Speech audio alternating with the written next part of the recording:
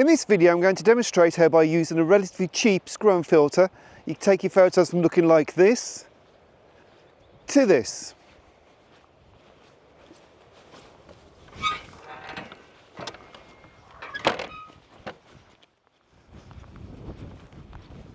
Hi guys, welcome back to another video, and today we're going to be doing a touch of black and white photography, which seems a bit rude when there's such a blaze of colour around us. I'll spin you around so you can have a look. You know, we definitely have got the wildflowers appearing. That summer feel is here. But that summer feel also brings something else that we actually can't see. But what I have got is I've got a relatively inexpensive filter in my bag that will help to reveal exactly what I'm talking about. So I'm just going to set up this shot and then I will discuss the filter with you. It's definitely a gorgeous day today. I was actually camping in North Yorkshire last night and it was all a bit drab, to be honest. So this video, which I've had in mind for a couple of weeks now, really needed lots and lots of sunshine, because without sunshine the filter pretty much doesn't work.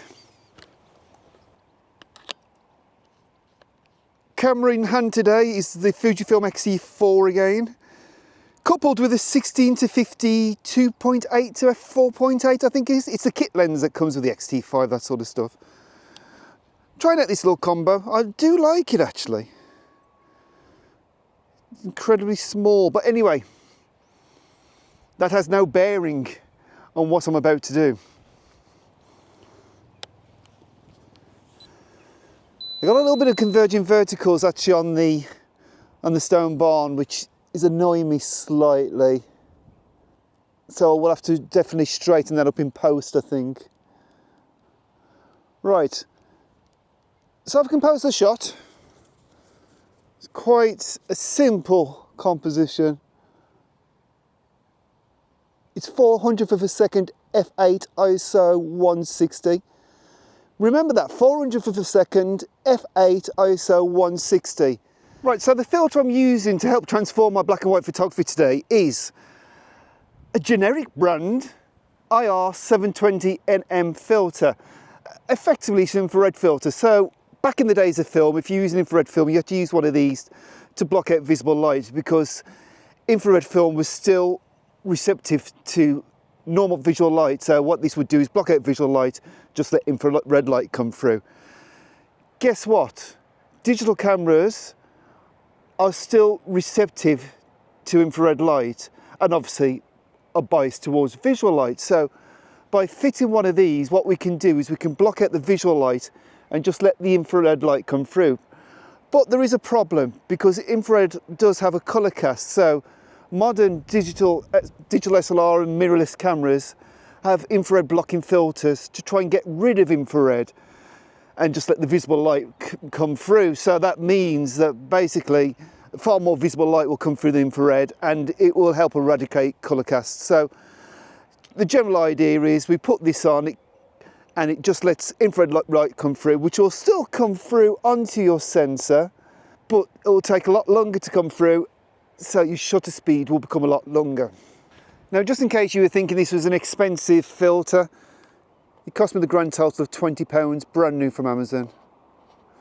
Okay, no doubt there are better brands available, higher for one, probably will give you a better job, but I think if you're just trying something out, until you know you actually are going to be happy with the sort of look that you get from it, I think sometimes a £20 punt is definitely worth it.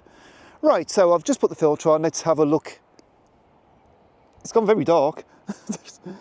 2 seconds, f8 ISO 160, and I can tell straight away that's underexposed, so I'm actually going to give a touch of exposure compensation. I'm finding about 2/3 of a stop works quite nicely. I've just checked the history on that shot actually, and it's actually looking drastically overexposed, even though the medium was showing correct. So I'm actually going to bracket. I think it's always a good idea for on a tripod to bracket your exposure a little bit.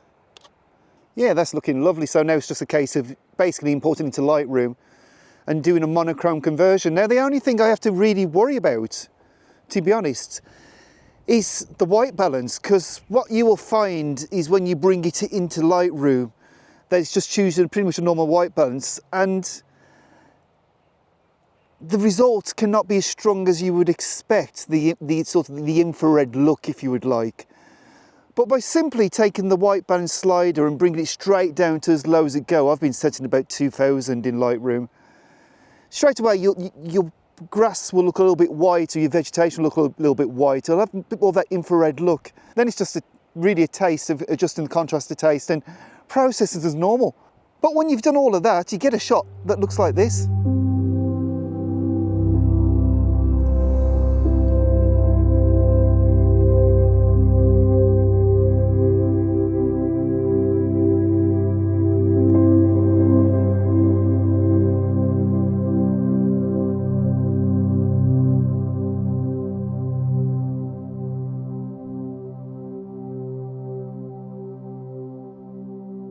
Right, let's take a minute to discuss the filter and infrared in general. Well, first of all, why would you want to shoot infrared, in particular infrared black and white photography? Because really that's what I'm concentrating here. And the reason is because it gives you a look that is quite unique and very organic. It's not a digital technique to create, and I'm not saying you can't use sort of plugins that will sort of mimic infrared, but a bit like a polarizing filter, it's never going to be 100% the same as using an infrared converted camera or filter, because it's all to do with the light that's available at the time. So what is the classic infrared look? Well, I think for me it has to be foliage on trees which is glowing almost white, set against a backdrop that would normally be a dark blue, but because it's infrared, it's coming out almost jet black. And I think it's a look that you either love or hate, which is why trying out a filter as opposed to getting a dedicated infrared camera makes sense in the first instance, because it is considerably cheaper. But what are the disadvantages of using an infrared filter as opposed to using a dedicated infrared camera? Well, I think the first one is being able to use it handheld. As you saw earlier, when I put the filter on, we blocked out a ridiculous amount of light, which if I'd have been shooting this handheld would have meant the ISO would have to go absolutely through the roof to try and compensate, which is a real problem. Now, on a tripod, it's actually not an issue, and all it's going to do is it's going to result in longer exposures. Now, actually, I'm a great fan of long exposures, so if I can continue to get that semi-infrared look, but have a long exposure with it, well, I think that could be a really nice way to transform some shots to create something a little bit different. And if I'd been using an infrared camera, and by an infrared camera I mean a camera where a company or person has removed the infrared blocking filter and just replaced it with one that blocks visible light instead, actually achieving longer exposures becomes a lot more difficult. So if you do want to combine an infrared look and a long exposure look, then really the filter is the way to go.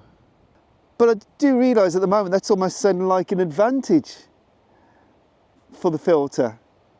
And it isn't, because there is one serious issue that we haven't discussed. And the major problem is that not all cameras are receptive to infrared light as others. Now, as a general rule, the older the DSLR, the better, because what's happened over time is camera manufacturers, to try and get rid of any sort of colour casts with their lovely digital files, they've created better IR blocking filters with having less impact on visible light, so to just give you more natural colours. Now, this is great for day-to-day photography, but what it means is if you want to try using an infrared blocking filter, on some cameras you may find that you put an infrared filter on, and whilst it will block out a lot of visible light, just leaving a bit through and letting the majority of infrared light through, the camera just blocks all the infrared light out. So what you end up getting is not much of an infrared look, just long exposures that look really muddy, with little contrast, and then generally pretty horrible. So it's a bit of trial and error on that one. I found with Panasonic cameras that had absolutely no joy at all, that Panasonic cameras seem to have really good infrared blocking filters. Now, I haven't tried Olympus cameras extensively, but what I would say is the reason I'm using the XE4 today is because I wanted to use the Pen F, but when I fitted the filter on the Pen F, again, the results were really lackluster. There seemed to be not much of an infrared look, and all I can think is that the Pen F's got quite a good infrared blocking filter as well. Now, in the past I've used old Canons and Nikons, and they've been great, so I suspect that most DSLRs will be really good and up to the job. But if you're using a modern mirrorless camera, what I would suggest is buying your filter from somewhere like Amazon, where you can try it, and if it doesn't work, you can just send it back. It's actually quite a nice little shot here. I was just sitting on the rocks there, but I actually turned around and I thought, you know what, this could be an all right little shot. 1.5 seconds, f8, ISO 160. Of course, I am going to have some movement in the vegetation because the wind's picked up. But still, quite a pleasant little shot.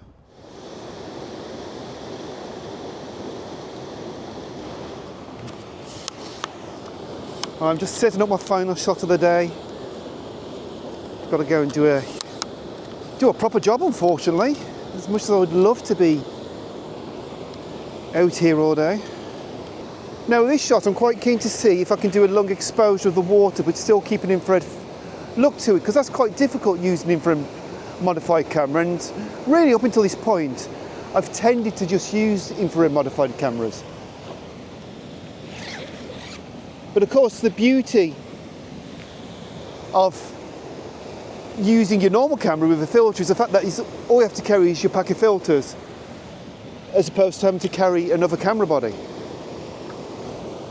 Now I'm finding with this camera that I have no problems focusing. The Pen F really struggled focusing if I put the filter on. This one has no issues at all. But I believe the Pen F has contrast-based focus detect and this has face detect, which would make sense why it would struggle so much, because if it's contrast-based and the Pen F's blocking out infrared light, then it kind of makes sense that there's not much contrast for it to work with. Hopefully you can see that okay. I've gone for a 16:9 crop, which is something I never do. I like this foliage here. I almost like the panoramic feel of it, that you've got this sort of foliage coming round, sort of leading down almost a V shape going to the waterfall, which is just over here, quite small in the frame. A really simple composition. As you can see, we've got these nice black clouds, nice black sky, white set against it. I'm underexposing by looking at the histogram. If I go to 0, oh, by the way, I've set the camera to a black and white filter just so I get an idea how it's looking. I'm going to go a little bit wider, I think.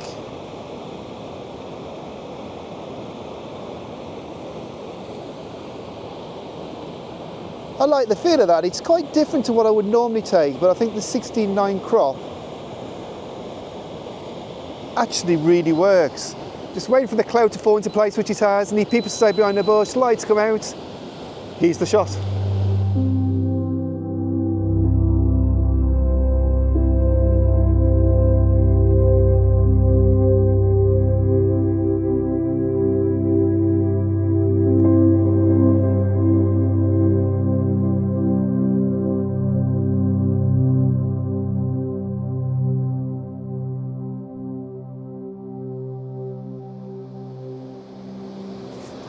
And that's it guys, the final shot of the video. And I think it was a nice one to end with actually. So I think for £20, this simple screw-on filter, which as you can see, doesn't let much light through, does it? This simple screw-on filter could actually transform your black and white photography.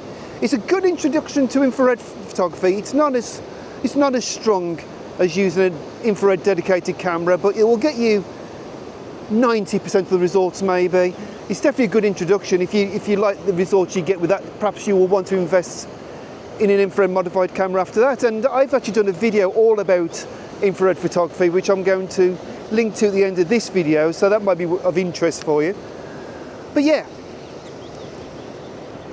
nice bargain piece of kit that you can keep in your bag for those just in case moments when you may want to shoot some infrared. Anyway guys, I hope you've enjoyed this video. If you have, please give it a thumbs up. Maybe subscribe to the channel if you haven't, and I'll see you again soon for another one. Thanks for watching.